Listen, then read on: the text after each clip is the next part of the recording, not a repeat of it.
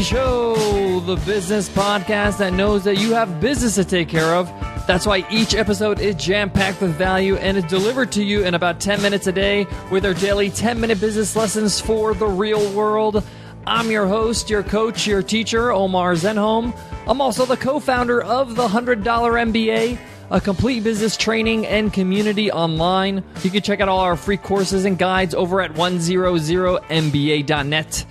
In today's episode, you will learn how to set your refund policy. Depending on what your business is, whether a product or a service, a physical product or a soft product, you have to have some sort of risk reversal, some sort of refund policy. We're going to talk about how to set one up that's right for your business, how long should this refund policy be, and how it can affect your sales and your business and your overall brand. We get into all the details in today's episode, so let's get down to business.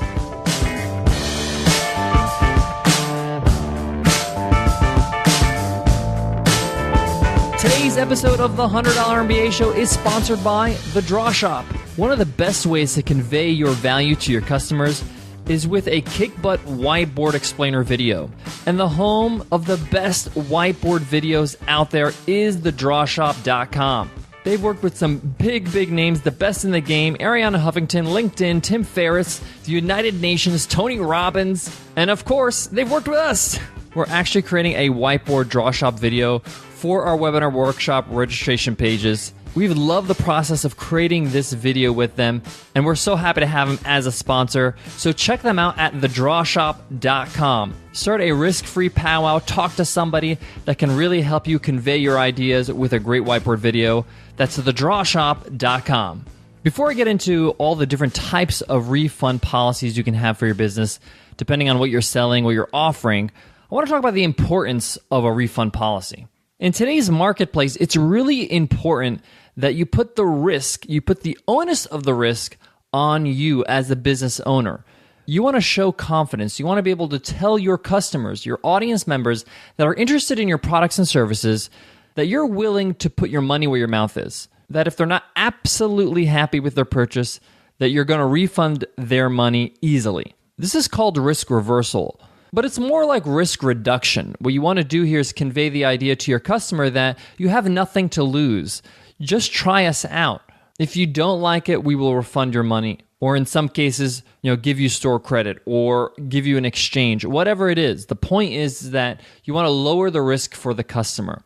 When there is no risk, when they have nothing to lose, then it makes it a lot easier for them to say yes and purchase your products and services. And often this is framed under the name of a satisfaction guarantee. You'll see this a lot on websites, 30-day money-back guarantee or a 60-day satisfaction guarantee. And this just lets the customer know we want to make sure you're satisfied, and if you're not, you can always refund your purchase. Now, your refund policy will obviously depend on what you're selling.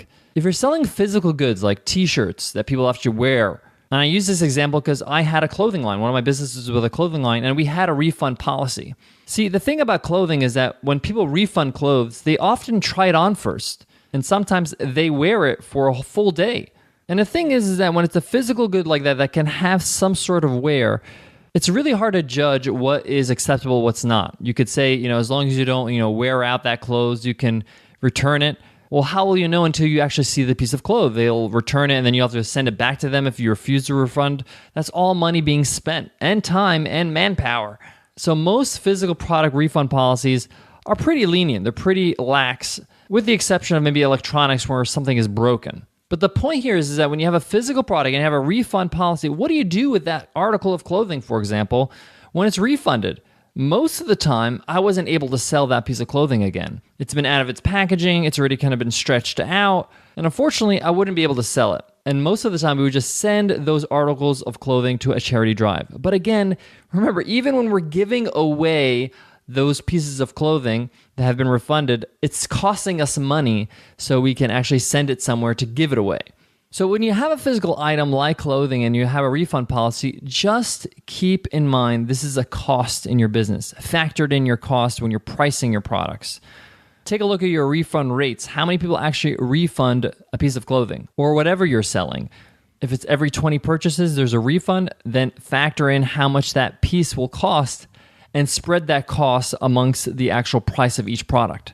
Now, if you're selling a service, for example, design services or consulting or coaching, often there's a deposit and then there's a final payment.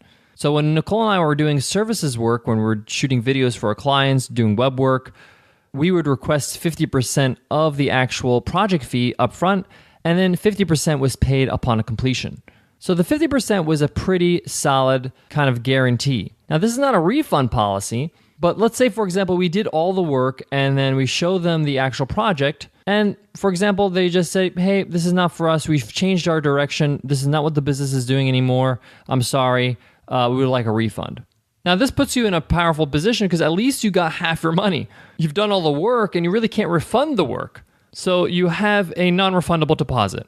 That makes it safe for you, but at the same time, they're not putting all their money up front. They can pay 50% upon completion. If for some reason things don't work out, they have an out.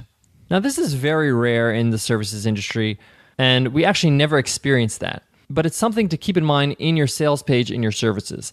Now, if you're selling soft products like software or courses or an ebook, a refund policy is crucial. You want to make sure that they have a chance to take a look at the product, use it, benefit from it, get a win from it. And if for some reason they're not happy, they have a chance to refund it. Now, you will get those that are cheap that will refund something that they've already used. For example, an informational product like a course. But that's a rare exception. Most people you'll find are good-willed, and if they have a great product on their hands and they've enjoyed it and they benefit from it, they will not return it. They feel very grateful. Guys, I got more on this topic. I'll be covering how long your refund policy should be, how to figure that out, what are some advantages by extending it. But before that, I got to give love to today's sponsor, Single Grain. Recently, Nicole and I were hiring, and I can tell you firsthand how hard it is to find top talent for your business. I mean, what's the number one problem all companies face, including big companies like Facebook, Google, and Apple? It's not sales or marketing, it's hiring. Why does hiring have to be so hard? It seems like every company has struggled to get this right at some point. That's why Eric from Single Grain created the A-Player Hiring Blueprint after he lost close to $1 million on one bad hire. Today, he's giving away a free resource he created called 403 Rock Solid Interview Questions to help you find top talent. To get this resource, just text 403-BOOK to 3444, and it'll get emailed straight to you. It's 100% secure, and your data will be protected.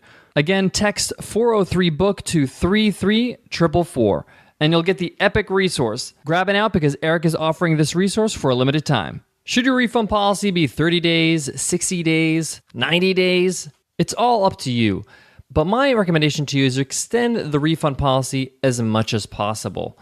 If you have a refund policy for 60 days, it allows people to really be a part of your community and want to hang out. They're less likely actually to refund when they've used your product long enough. Sometimes 30 days is just not long enough. A lot of times people refund a product because they haven't even checked it out yet. They've purchased it, but they haven't taken a look at your course or your product or whatever it is. And they're approaching their 30-day mark, and they say to themselves, I haven't had a chance to really make a decision on this. I'll just refund it because right now I can't make a decision because I just simply don't have the time to check it out.